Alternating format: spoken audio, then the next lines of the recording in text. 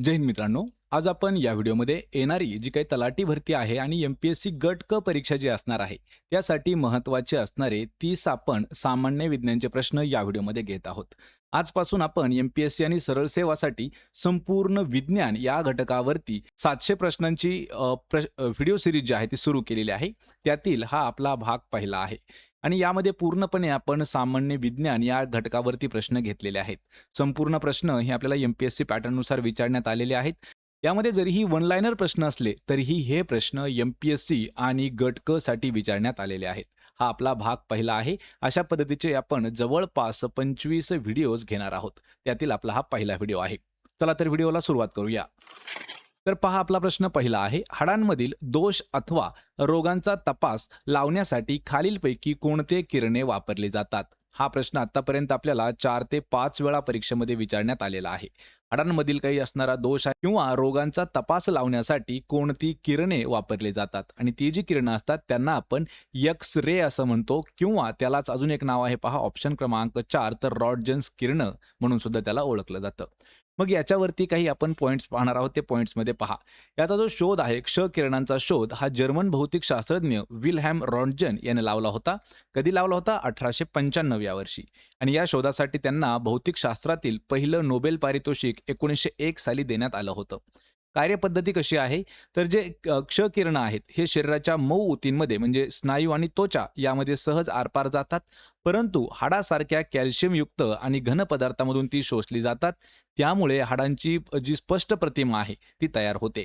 पर्याय क्रमांक 4 आपलं या प्रश्नाचं उत्तर होईल. यानंतरचा प्रश्न आहे शक्ती म्हणजे पॉवर. तर पॉवर मोजण्यासाठी खालीलपैकी कोणती राशी वापरली जाते? आपल्याला एक सुद्धा विचारलं जाऊ शकतं. या ठिकाणी राशी विचारलेला आहे. शक्तीची राशी कोणती आहे? तर ऑप्शन क्रमांक 1 तर किलोवॅट ही शक्तीची राशी होईल. पर्याय क्रमांक 1 आपलं उत्तर असेल. यानंतरचा प्रश्न आहे इंद्रधनुष्याच्या सर्वात आतील कडेचा रंग हा तांबडा असतो. तर सर्वात बाहेरील कडेचा रंग डॅश असतो. हा प्रश्न खूप महत्त्वाचा आहे. आपल्याला या ठिकाणी त्यामुळे चित्रामध्ये इंद्रधनुष्य घेतलेला आहे. तर काय विचारलंय की आतील कडेचा रंग तांबडा असतो आणि बाहेरील कडेचा रंग कसा असतो? लक्षात ठेवा. आतील म्हणजे ही झाली तर ही आहे तांबडा म्हणजे एक प्रकारे आपण लाल म्हणूया. आणि जो सर्वात बाहेरील जे आहे तर तो आहे पहा जांभळा कलर. म्हणजेच पर्याय क्रमांक 1 आपलं या प्रश्नाचं योग्य उत्तर होणार आहे. प्रश्न क्रमांक 14 आहे. ज्यावेळी बर्फाचे पाण्यात रूपांतर होते त्यावेळी त्याच्या आकारमानात डॅश. तर ज्यावेळी बर्फाचं पाण्यामध्ये रूपांतर होत असतं तर त्याच्या आकारमानामध्ये काय बदल होत असतात?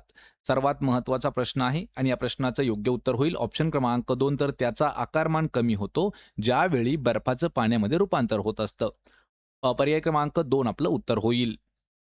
यानंतरचा प्रश्न आहे उत्कृष्ट मानवी संतती पैदा करण्याचे शास्त्र खालीलपैकी कोणत्या नावाने ओळखले जाते? मित्रांनो हा प्रश्न आतापर्यंत आपल्याला 2 वेळा विचारण्यात आला होता आणि आरोग्य विभागामध्ये सुद्धा हा प्रश्न महत्त्वाचा आहे. 1 वेळा त्या ठिकाणी सुद्धा आपल्याला विचारला होता. उत्कृष्ट मानवी संतती पैदा करण्यासाठी जे शास्त्र वापरले जाते किंवा जे शास्त्र आहे त्याला कोणत्या नावानं ओळखलं जातं? या प्रश्नाचं योग्य उत्तर होईल पर्याय क्रमांक 2 त्याला युजेनिक्स असं म्हणतात. लक्षात ठेवा. याच्यावरती सुद्धा आपण 2 पॉइंट्स घेतलेले आहेत. कारण हे पॉइंट्स महत्त्वाचे आहेत आणि याच्यावरती सुद्धा आपल्याला प्रश्न विचारण्यात आलेले आहेत. त्यामुळे आपण हे पॉइंट्स घेत आहोत. तर याची जी संकल्पना आहे कशाची? युजेनिक्सची संकल्पना आहे. तर ही जेनेटिक्स या तत्वांचा वापर करून मानवी पिढीतील इष्टगुण वाढवणे आणि अनिष्ट व अनुवंशिक दोष कमी करणे या उद्देशाने या शास्त्राचा अभ्यास केला जातो. त्याला म्हटलं जातं युजेनिक्स.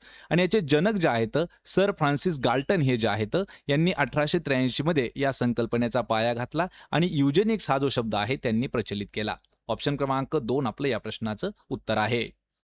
यानंतरचा प्रश्न आहे जो धातू खोलीच्या तापमानास न तापवताही द्रवरूप अवस्थेत आढळतो तो धातू डॅश नावाने ओळखला जातो. जवळपास असं म्हटलं जाऊ शकतं की एकमेव धातू आहे जो आपल्या रूम टेम्परेचरला कसल्याही पद्धतीत गरम न करता किंवा त्याचं कोणत्याही प्रकारात तापमानात वाढ न करता तो जो धातू आहे तर तो द्रव रूपामध्ये आढळतो आणि तो एकमेव धातू आहे ऑप्शन क्रमांक 4 तर पारा म्हणजे जो मर्क्युरी आहे हा धातू असा आहे की जो रूम टेम्परेचरला सुद्धा द्रव रूपात असतो. पर्याय क्रमांक 4 आपलं या प्रश्नाचं उत्तर होईल. यानंतरचा प्रश्न आहे गंधकासोबत रबर तापून ते कठीण करण्याच्या किंवा कठीण बनवण्याच्या क्रियेस खालीलपैकी कोणती संज्ञा आहे? यावरती आपल्याला एक व्याख्या सुद्धा विचारण्यात आली होती. व्याख्या अशी विचारली होती, की गंधकासोबत रबर तापून ते कठीण बनवण्याची जी प्रक्रिया आहे, त्या प्रक्रियेला काय म्हटलं जातं? तर त्याला म्हणतात पर्याय क्रमांक 1 व्हल्कनायझेशन असं म्हटलं जातं. पर्याय 1 आपलं या प्रश्नाचं उत्तर होईल. त्यानंतरचा प्रश्न आहे, जड केंद्रकाचे हलक्या केंद्रकात रूपांतर होत असताना ऊर्जा उत्सर्जित होते. या अभिक्रियेस डॅश असं म्हटलं जातं. परत आपल्याला एक व्याख्या घेतलेली आहे. मित्रांनो, हे जे प्रश्न आहेत, हे आपण मुद्दाम वन लाइनर प्रश्न घेतलेले आहेत. आपण याच्यामध्ये डिटेल्समध्ये सुद्धा काही प्रश्न पाहणार आहोत. ते येत्या व्हिडिओमध्ये आपण पाहणार आहोत. कारण आपण जवळपास 25 ते 30 व्हिडिओ जे आहेत ते घेणार आहोत, फक्त आणि फक्त सामान्य विज्ञान या घटकावरचे. 700 प्रश्नांची सिरीज आपण सुरू केलेली आहे. आणि या प्रश्नाचं योग्य उत्तर होईल ऑप्शन क्रमांक 2, तर केंद्रकीय विखंडीकरण त्याला म्हटलं जातं. कशाला? जेव्हा जड केंद्रकाचे हलक्या केंद्रकात रूपांतर होत असताना ऊर्जा उत्सर्जित होते, त्याला म्हटलं जातं केंद्रकीय विखंडीकरण. पर्याय क्रमांक 2 आपलं या प्रश्नाचं उत्तर आहे. यानंतरचा प्रश्न आहे, आयोडीनचा साठा करणारा आपल्या शरीरातील अवयव म्हणजे डॅश होय. म्हणजे जे आयोडीन आहे त्याचा साठा करणारा आपल्या शरीरातील अवयव खालीलपैकी कोणता आहे? तर या प्रश्नाचं योग्य उत्तर होईल ऑप्शन क्रमांक 4, ज्या थायरॉइड ग्रंथी असतात तर त्या आयोडीनचा साठा करून ठेवतात. पर्याय क्रमांक 4 आपलं या प्रश्नाचं उत्तर होईल. प्रश्न क्रमांक 10 आहे, उष्णता एका वस्तूकडून दुसऱ्या वस्तूकडे जाते तेव्हा दोन्ही वस्तूंमध्ये डॅश भिन्न असते. महत्वाचा असणारा प्रश्न आहे. उष्णता एका वस्तूकडून जेव्हा दुसऱ्या वस्तूकडे जाते तेव्हा दोन्ही वस्तूंमध्ये डॅश भिन्न म्हणजे काय? तर दोन्हीही वेगळं असतं. तर नेमकं ते वेगळं काय असतं? तर ते असतं तापमान. पर्याय क्रमांक 3 आपलं या प्रश्नाचं उत्तर होईल, कारण तापमान त्यावेळी वेगळं होतं. यानंतरचा प्रश्न आहे, गतिमान वस्तूच्या वजनामुळे मोठ्या प्रमाणात ऊर्जा निर्मिती होते आणि पडणाऱ्या पाण्याचा उपयोग करून मिळणाऱ्या अशे ऊर्जेस डॅश असं म्हटलं जातं. आपल्याला या ठिकाणी परत एक व्याख्या विचारलेली आहे. गतिमान वस्तूच्या वजनामुळे मोठ्या प्रमाणामध्ये ऊर्जा निर्मिती होत असते आणि पडणाऱ्या पाण्याचा उपयोग करून जी ऊर्जा मिळवली जाते त्या ऊर्जेला काय म्हणतात? आपल्या सर्वांना माहीत आहे की त्या ऊर्जेला म्हटलं जातं पर्याय क्रमांक 1 जलविद्युत शक्ती. पर्याय 1 आपलं या प्रश्नाचं उत्तर होईल. त्यानंतरचा प्रश्न आहे, प्राणी व वनस्पतींच्या वर्गीकरणाची आधुनिक पद्धत खालीलपैकी कोणाच्या संशोधनावरती आधारित आहे? हा प्रश्न आतापर्यंत आपल्याला 4 वेळा विचारण्यात आलेला होता, त्यामुळे आपण हा प्रश्न मुद्दाम घेतलेला आहे. प्राणी आणि वनस्पतीच्या वर्गीकरणाची जी आधुनिक पद्धत आहे ती कोणाच्या संशोधनावरती आधारित आहे? या प्रश्नाचं योग्य उत्तर होईल पर्याय क्रमांक 3, तर कार्ल लिनियस यांच्या संशोधनावरती आधारित आहे प्राणी आणि वनस्पतीच्या वर्गीकरणाची आधुनिक पद्धत. पर्याय क्रमांक 3 आपलं या प्रश्नाचं उत्तर होईल. यानंतरचा प्रश्न आहे, मानव पालेभाज्यातील सेल्युलोज पचवू शकत नाही कारण हे विकर त्याच्या जठरात नसते. हा प्रश्न मित्रांनो आपल्याला आरोग्य विभागासाठी जवळपास 6 वेळा विचारण्यात आलेला आहे. पालेभाज्यातील जे काही सेल्युलोज आहे ते आपल्याला पचत होत नाही किंवा आपण त्याला पचवू शकत नाही, कारण आपलं जे जठर आहे त्या जठरामध्ये एक एन्झाईम्स म्हणजे विकर नसतं आणि ते आहे ऑप्शन क्रमांक 1, तर सेल्युलोज नावाचं जे विकर आहे किंवा जे एन्झाईम्स आहे तर ते आपल्या जठरात नसतं. त्यामुळे पालेभाज्यात असणारं जे काही सेल्युलोज आहे ते माणसाला पचन होत नाही. पर्याय क्रमांक 1 आपलं या प्रश्नाचं उत्तर होईल. यानंतरचा प्रश्न आहे, टायटन, इयापिट्स, रियाडियन आणि टिथेस खालीलपैकी कोणत्या ग्रहाचे उपग्रह आहेत? या ठिकाणी आपल्याला 4 उपग्रह दिलेले आहेत. टायटन आहे, इयापिट्स आहे, रियाडियन आहे आणि टिथेस आहे. हे कोणत्या ग्रहाचे उपग्रह आहेत? या प्रश्नाचं योग्य उत्तर होईल पर्याय क्रमांक 2, तर शनी ग्रहाचे असणारे हे 4 उपग्रह आहेत. आपल्या पृथ्वीचा उपग्रह कोणता आहे हे मला पण कमेंट करून सांगायचं आहे. याच्यावरती सुद्धा प्रश्न आपल्याला विचारण्यात आला होता. पर्याय क्रमांक 2 आपलं या प्रश्नाचं योग्य उत्तर होईल. त्यानंतरचा प्रश्न आहे, अत्यंत साध्या भाषेमध्ये गुरुत्वाकर्षणाचा नियम असा सांगतो की 2 वस्तू परस्परांना आकर्षित करतात. या नियमाचे प्रतिपादन कोणी केले होते? सर्वात इम्पॉर्टंट असणारा प्रश्न आहे गुरुत्वाकर्षणावरती म्हणजेच ग्रॅव्हिटीवरती विचारण्यात आलेला प्रश्न आहे. गुरुत्वाकर्षणाचा नियम काय सांगतो की 2 वस्तू परस्परांना आकर्षित करतात. या नियमाचं प्रतिपादन कोणी केलं होतं? या प्रश्नाचं योग्य उत्तर होईल पर्याय क्रमांक 1, तर सर आयझॅक न्यूटन यांनी या सिद्धांताचं किंवा या नियमाचं प्रतिपादन केलं होतं. पर्याय क्रमांक 1 आपलं या प्रश्नाचं उत्तर होईल. प्रश्न क्रमांक 16 आहे, धातू हे सर्वसामान्य तापमानाला स्थायू अवस्थेत असतात. खालीलपैकी कोणता धातू त्यास अपवाद आहे? पहा, प्रश्न आपण हा परत घेतलेला आहे, फक्त वेगळ्या पद्धतीने विचारलेला आहे. जवळपास सर्व धातू जे आहेत हे सर्वसामान्य तापमान म्हणजे रूम टेम्परेचरला हे स्थायू अवस्थेमध्ये असतात, पण खालीलपैकी असा कोणता एक धातू आहे की जो रूम टेम्परेचरला सुद्धा द्रव अवस्थेमध्ये आढळून येतो? या प्रश्नाचं योग्य उत्तर होईल ऑप्शन क्रमांक 3. तर पारा जो आहे तर तो लिक्विडमध्ये आढळून येतो ज्यावेळी रूम टेम्परेचर असतं त्यावेळी सुद्धा. पर्याय क्रमांक 3 आपलं या प्रश्नाचं योग्य उत्तर होईल. यानंतरचा प्रश्न आहे, काच बनविताना काचेमध्ये राहणारे हवेचे बुडबुडे काढण्यासाठी डॅशचा वापर केला जातो. ज्यावेळी काच तयार केली जाते आणि तो काच तयार झाल्याच्या नंतर त्यामध्ये हवेचे काही बुडबुडे राहत असतात, तर ते बुडबुडे काढण्यासाठी किंवा कमी करण्यासाठी कशाचा वापर केला जातो? या प्रश्नाचं योग्य उत्तर होईल पर्याय क्रमांक 2. आर्सेनिक ऑक्साईडचा वापर केला जातो काचेतील बुडबुडे काढण्यासाठी. पर्याय क्रमांक 2 आपलं या प्रश्नाचं योग्य उत्तर होईल. यानंतरचा प्रश्न आहे, डॅश वायू -57 डिग्री सेल्सिअस पर्यंत थंड केल्यास तो स्थायू रूपात जातो तेव्हा त्याला शुष्क बर्फ किंवा कोरडा बर्फ असं म्हटलं जातं. या ठिकाणी कोरडा बर्फ म्हणजे काय तर ड्राय आईस म्हटलं जातं. तर तो खालीलपैकी असा कोणता वायू आहे? आणि मित्रांनो या प्रश्नाचं योग्य उत्तर होईल ऑप्शन क्रमांक 4. तर कार्बन डायऑक्साईड हा जो वायू आहे या वायूला जर -57 डिग्री सेल्सिअस पर्यंत थंड जर केलं तर तो वायू जो आहे तो स्थायू रूपामध्ये जातो, म्हणजे तो जो आहे तो सॉलिडमध्ये तयार होतो आणि त्यापासून ड्राय आईस तयार केला जातो. ऑप्शन क्रमांक 4 आपलं या प्रश्नाचं उत्तर होईल. यानंतरचा प्रश्न आहे, आपल्या शरीराच्या वाढीसाठी सांधे, हाडे, दात आणि हिरड्या इत्यादींसाठी कोणत्या जीवनसत्वाची गरज असते? या ठिकाणी कन्फ्यूज होणारा प्रश्न आहे. आपल्याला विचारले काय तर शरीराच्या वाढीसाठी सांधे, हाडे, दात आणि हिरड्या. तर यामध्ये सांधे, हाडे आणि दात हे जे 3 गोष्टी आहेत ह्या खूप महत्त्वाच्या दिलेल्या आहेत. म्हणून आपण फोकस करायचा आहे जीवनसत्वावरती. तर या प्रश्नाचं योग्य उत्तर होईल ऑप्शन क्रमांक 4. तर व्हिटॅमिन डी जे आहे ते आपल्या बॉडीसाठी खूप महत्त्वाचं असतं आणि सांधे, हाडे आणि दात हिरड्यासाठी वाढीसाठी व्हिटॅमिन डी जीवनसत्व ड हे खूप महत्त्वाचं आहे. पर्याय क्रमांक 4 आपलं या प्रश्नाचं उत्तर होईल. यानंतरचा प्रश्न आहे, हृदयविकाराने ग्रस्त असलेल्या रुग्णांसाठी उपयुक्त असे सफोला हे खाद्यतेल खालीलपैकी कोणत्या तेलबियांपासून तयार केले जाते? सफोला खाद्यतेल हे कोणत्या तेलबियापासून तयार करतात?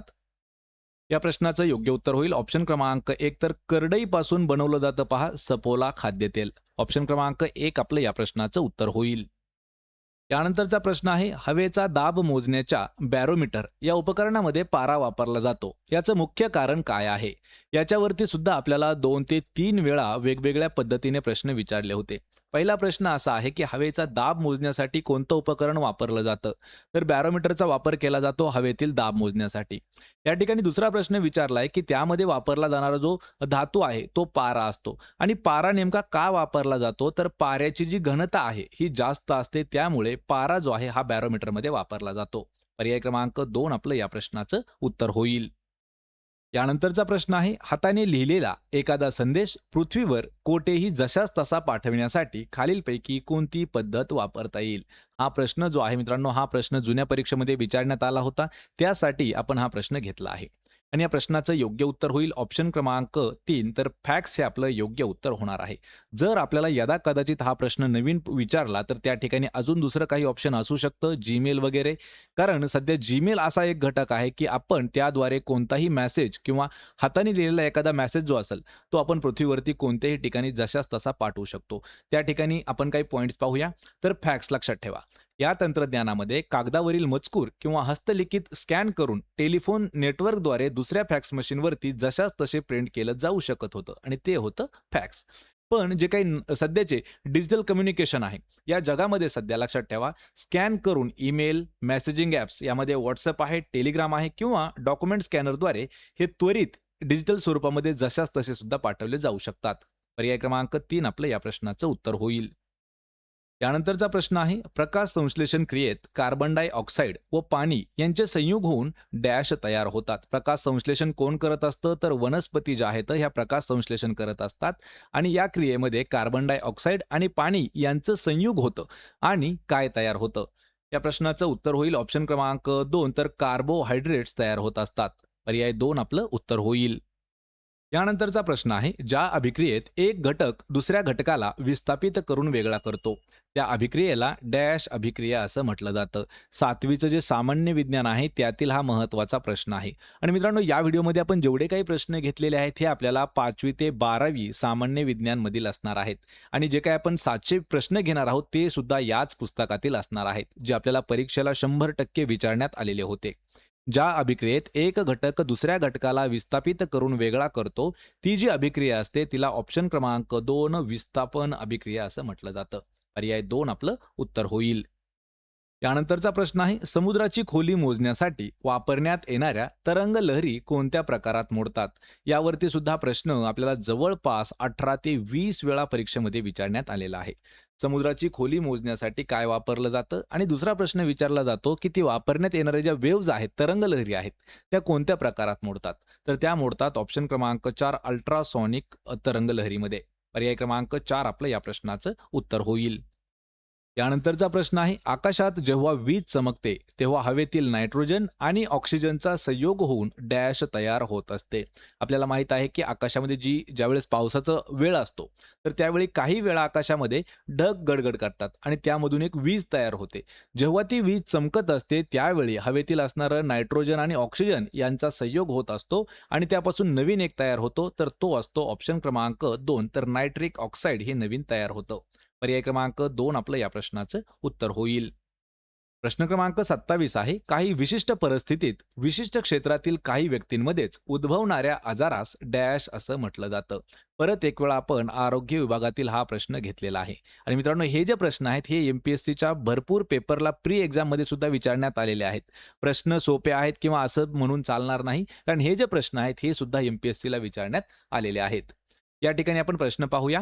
काही विशिष्ट परिस्थितीत विशिष्ट क्षेत्रातील काही व्यक्तींमध्येच उद्भवणारा जो आजार असतो तर तो आजार काय नावानं ओळखला जातो? त्याला म्हटलं जातं पर्याय क्रमांक 3 एंडेमिक डिसीज असं म्हणतात. मग याच्यावरती एक पॉइंट पाहूया. काही विशिष्ट परिस्थितीत आणि विशिष्ट भौगोलिक क्षेत्रातील मर्यादित लोकांमध्येच नियमितपणे आढळणाऱ्या आजाराला स्थानिक रोग किंवा प्रादेशिक रोग त्यालाच एंडेमिक डिसीज असं म्हटलं जातं. पर्याय क्रमांक 3 आपलं या प्रश्नाचं उत्तर असेल. प्रश्न क्रमांक 28 आहे, कोरड्या घटामध्ये ऋणध्रुव म्हणून तर धनध्रुव म्हणून डॅशचा वापर केला जातो. हा देखील प्रश्न थोडासा महत्वाचा आहे. निगेटिव्ह पोल आणि पॉझिटिव्ह पोल, तर यामध्ये कशाचा वापर केला जातो? आणि यामध्ये वापरलं जातं पर्याय क्रमांक 1 तर कार्बन हे वापरलं जातं. या ठिकाणी निखिल झालेला आहे तर हे चुकीने झालेलं आहे. त्या ठिकाणी निकेल हा घटक असणार आहे. ज्यावेळी आपल्याला या व्हिडिओची पीडीएफ दिली जाईल तर त्यावेळी ही चूक दूर करून असेल. पर्याय क्रमांक 1 आपलं या प्रश्नाचं उत्तर होईल. मग याच्यावरती आपण 2 पॉइंट आहेत ते पाहून घ्या. ऋणध्रुव म्हणजे काय तर निगेटिव्ह पोल. तर कोरड्या घटाचे घट म्हणजे काय तर लक्षात ठेवा, सेल, बॅटरीचा जो सेल असतो तो असतो घट. तर या घटाच्या बाहेरील आवरण जे आहे ते झिंक धातूचं बनलेलं असतं, जे ऋणटोक म्हणून कार्य करतं. आणि पॉझिटिव्ह पोल म्हणजे तर घटाच्या मध्यभागी असलेली कार्बनची किंवा ग्राफाईटची जी कांडी आहे तर ती पॉझिटिव्ह टोक म्हणून काम करत असतं. या ठिकाणी जो मायनस आहे म्हणजे निगेटिव्ह पोल असतो तो ॲनोड असतो आणि जो पॉझिटिव्ह पोल असतो तो कॅथोड असतो. त्यानंतरचा प्रश्न आहे, मध्यम तापमानावरती खालीलपैकी कोणते संयुग तापविले असता ऑक्सिजन बाहेर टाकला जातो? पहा, ऑक्सिजन बाहेर कधी टाकला जातो या ठिकाणी दिला आहे. मध्यम टेम्परेचरवरती एखादं संयुग किंवा खालीलपैकी कोणतं संयुग गरम केले असता त्यातून ऑक्सिजन बाहेर फेकला जातो? या प्रश्नाचं योग्य उत्तर होईल ऑप्शन क्रमांक 1 तर मर्क्युरिक ऑक्साईड. यावेळेस ज्याला तापवलं जातं हे जे संयुग आहे त्याला गरम केलं जातं तर त्यातून ऑक्सिजन बाहेर फेकला जातो. पर्याय 1 आपलं या प्रश्नाचं उत्तर होईल. यानंतरचा प्रश्न आहे, भारतातील नैसर्गिक विज्ञानाच्या प्रगतीचे प्रवर्तन डॅश यांच्या वैज्ञानिक कार्यामुळे झाले असे म्हणले जाते. महत्वाचा असणारा प्रश्न आहे. भारतातील नैसर्गिक विज्ञानाच्या प्रगतीचे प्रवर्तन कोणत्या शास्त्रज्ञामुळे झालं किंवा कोणत्या वैज्ञानिक कार्यामुळे झालं असं पूर्ण भारतामध्ये मानलं जातं? या प्रश्नाचं योग्य उत्तर होईल पर्याय क्रमांक 3 तर डॉक्टर जगदीश चंद्र बोस यांच्या कार्यामुळं नैसर्गिक विज्ञानाच्या प्रगतीचं प्रवर्तन झालं, परिवर्तन झालं असं म्हटलं जातं. पर्याय क्रमांक 3 आपलं या प्रश्नाचं उत्तर होईल जगदीश चंद्र बोस. तर मित्रांनो हे होते महत्त्वाचे 30 आपल्याला विज्ञानचे प्रश्न आणि हा आपला पहिला भाग झालेला आहे. अजून असे जवळपास आपण 25 ते 30 व्हिडिओ घेणार आहोत. प्रत्येक व्हिडिओमध्ये 30 प्रश्न असणार आहेत आणि ही जर सिरीज आपल्याला पाहायची असेल तर पूर्ण आपल्याला एक प्लेलिस्ट मी दिलेली आहे. त्या प्लेलिस्टला जाऊन आपण पाहून घ्या. व्हिडिओ जर आवडला तर व्हिडिओला आपल्या लाईक करा, मित्रांमध्ये व्हिडिओ शेअर करा आणि आपल्या यूट्यूब चॅनलला सबस्क्राईब करून ठेवा. तोपर्यंत जय हिंद.